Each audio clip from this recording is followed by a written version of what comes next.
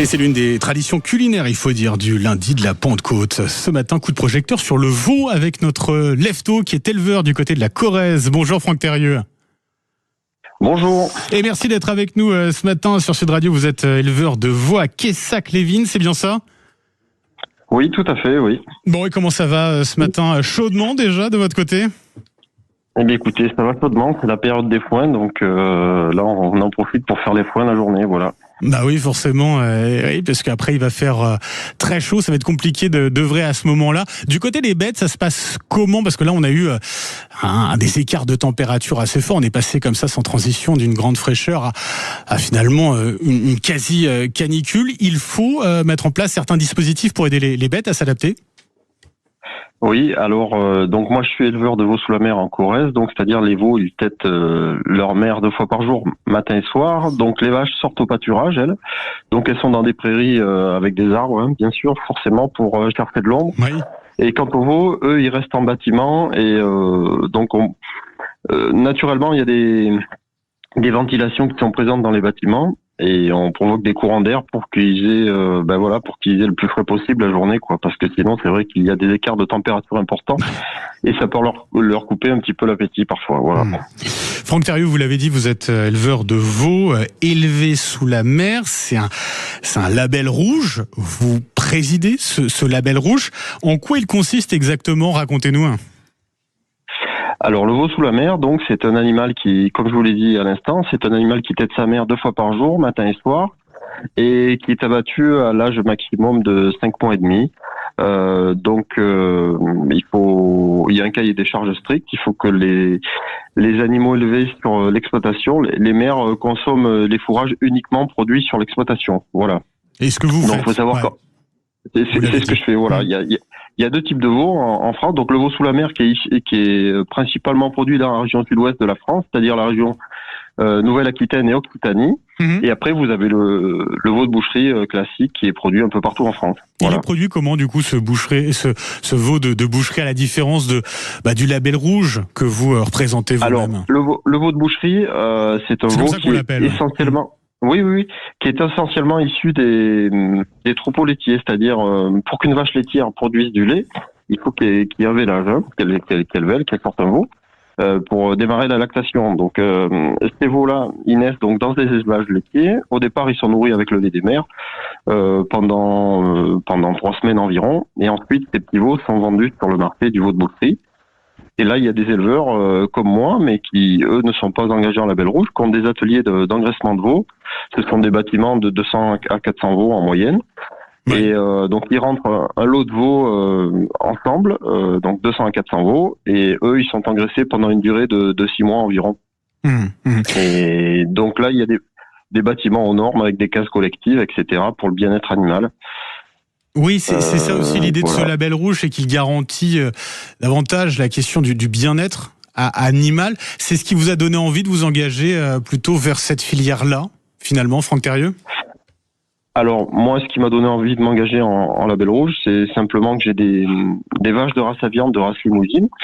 Et donc, c'est une race qui est élevée essentiellement pour sa viande.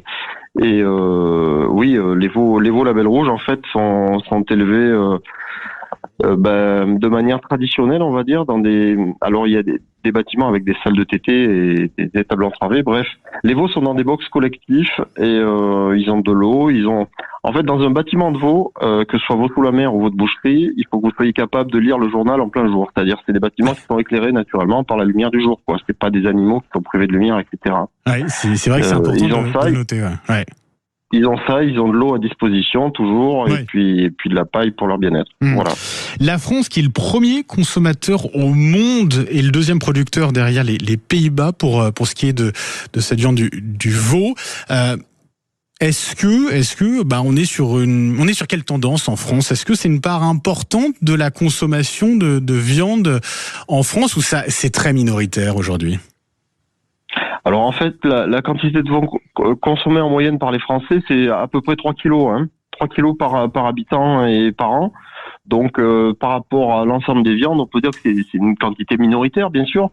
Mais il n'en reste pas moins que c'est une viande très savoureuse, très goûteuse, riche en acides aminés essentiels. C'est une viande peu grasse. Donc elle convient à tous les types de régimes, à tous les âges. Et donc il n'y a pas de contre-indication pour manger du veau, au contraire.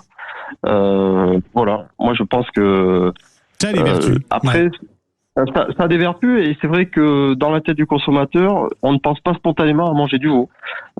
Donc c'est pour ça que c'est bien de le mettre à l'honneur et de le mettre sur les tables. Parce que peut-être on pense que c'est plus compliqué à cuisiner par rapport à d'autres viandes, ouais. Exactement, mais ça c'est une fausse idée en fait, parce que alors le veau généralement ça se mange rosé à cœur, hein. Tout ce qui est cuisson rapide, c'est vraiment rosé à cœur. Si on le fait trop cuire, ben forcément ça sera une viande un peu plus sèche, un peu plus dure à manger.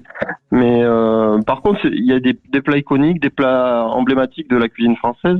Vous prenez par exemple la blanquette de veau. Si vous faites une enquête de consommateurs, c'est un des plats préférés des Français, quoi. Mais bien sûr, il n'y a pas que la blanquette, hein. Il y a le rôti de veau. À cette période de l'année, il y a peut-être d'autres recettes qui sont peut-être plus à propos par rapport à la chaleur qu'on vit en ce moment. On est d'accord. Qu'est-ce que vous proposez par exemple en ce moment ? Alors moi, ce que j'adore, c'est des tendrons de veau au barbecue. Les tendrons de veau, ça correspond à la poitrine du veau.